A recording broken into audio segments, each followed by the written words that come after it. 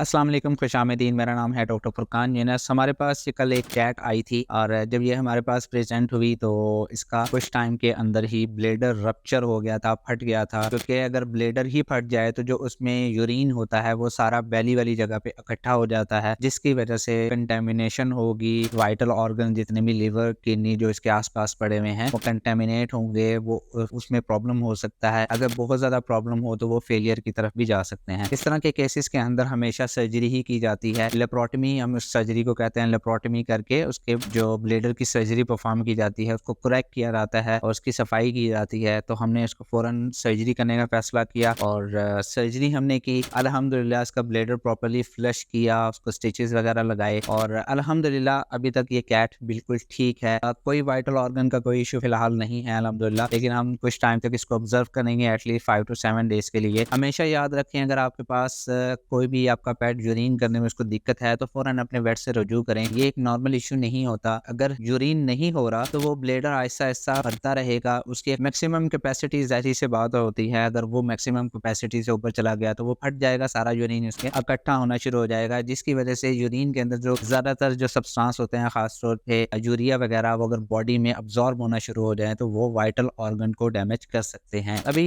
अल्हम्दुलिल्लाह अब तक तो ये बिल्कुल ठीक है और मैं उम्मीद करता हूँ इंशाल्लाह ये बिल्कुल ठीक रहेगी। बहुत सारे केसेस इस तरह के और भी हुए हैं, मैंने सोचा आपके लिए वीडियो बना लूँ। हमेशा याद रखें, अगर आपके पेट को कोई यूटीआई है, यूरिन करने में दिक्कत है, तो कभी भी आपका वेट फ़ौरन सर्जरी की तरफ नहीं लेके जाएगा, खासतौर पे सिस्टोटमी या पेरिनेल यूरेथ्रोस्टोमी वगैरह। हमेशा शुरू में कैथेटर पास किया जाता है जिसे हम पेशाब की नाली कहते हैं और आहिस्ता-आहिस्ता ही दूसरे प्रोसीजर की तरफ लेके जाया जाता है। इन केस अगर कोई बड़े स्टोन्स या बड़े क्रिस्टल्स इस तरह का कोई मसला ना हो, अगर है तो ज़ाहिर सी बात है सिस्टोटमी भी की जा सकती है। दुआ कीजिए अल्लाह पाक इसको सेहत दे। मैं उम्मीद करता हूँ इंशाल्लाह ये बिल्कुल बेहतर हो जाएगा। बहुत प्यारा बच्चा है और अभी फ़िलहाल काफ़ी पेन में है और इंशाल्लाह नेक्स्ट वीडियो में मिलते हैं। खुदा हाफ़िज़।